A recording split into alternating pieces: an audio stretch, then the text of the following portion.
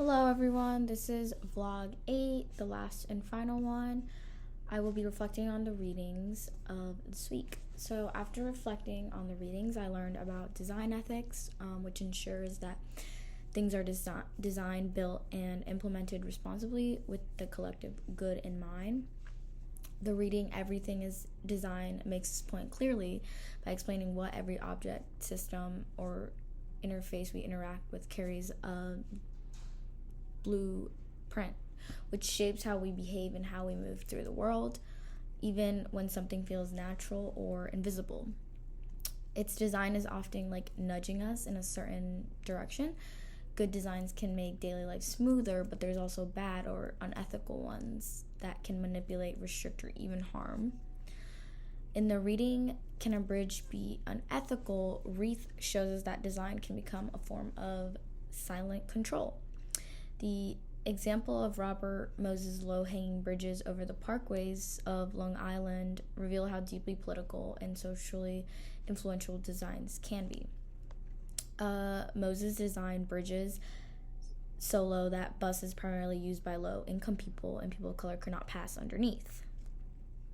As a result, only car owners who were the wealthy people and white during that era had convenient access to certain beaches, going certain places. The bridges themselves look like innocent. They don't announce their purpose, but their design creates a barrier, an obstacle that reshapes the public space and limits who gets to participate in it, as mentioned during that era. This kind of forces us to reconsider what we usually assume about design. We don't really think about what its purpose is, what certain outcomes it can cause. It's tempting to think harm requires malicious intention, but not all the time, or that ethics solely is with human action and not inanimate objects. But his work shows that design embeds human values, and that a bridge can be unethical, as we read in the reading. A user interface can be unethical when it manipulates behavior, and a digital environment can exploit attention even while claiming to connect us, which was kind of the purpose of the bridge. This connects with the ideas from Control Your Tech used by the Center for Humane Technology. While Moses' bridges were a form of physical architectural control, persuasive technology exerts a more subtle but equally powerful form of influence.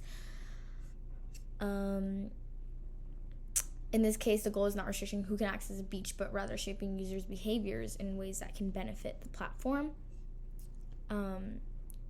These texts placed together kind of force us to recognize the theme, which is design is never neutral.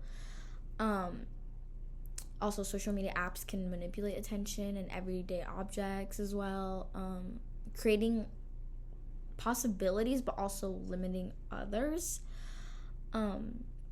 Design kind of guides what we do, sometimes gently, sometimes forcefully, but always intentionally. There's always an intention to it. This also kind of raises important ethical questions for us as consumers and potentially as future designers.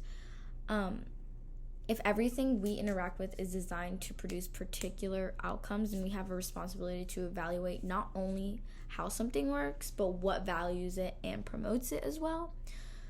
And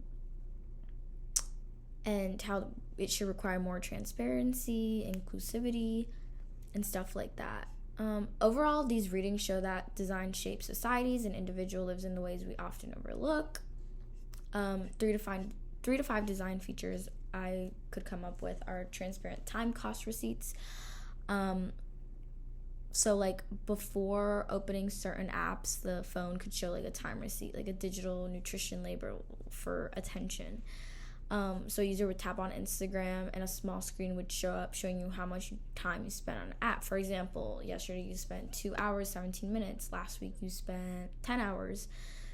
People you average on the app, 7 hours. The ethical purpose would make like a cost of opening an app visible, so the design becomes transparent instead of manipulative, returning power to the user instead of the platform. There could also be emotion check prompts. Your phone can detect patterns, like repeated late night unlocks, rapid, like the amount of time you switch between apps, or like doom scrolling, how much you scroll, and responding with gentle emotional check-ins could be another one.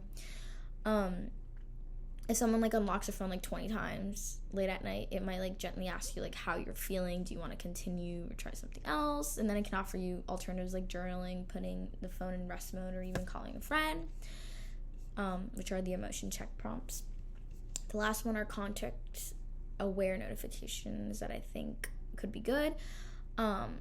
The phone would use simple context clues, time of day, location, or recent activity to determine like whether a notification should interrupt. So like during a class you're in, there would be like silence, like your notification would be silence, like everything except for emergency contacts, or after like 11 p.m. only essential notifications. Or even during driving, which where people tend to check their phone a lot, you could have auto hold non-urgent alerts. This reduces like digital noise and prevents constant interruption, helping users maintain healthier boundaries with other devices.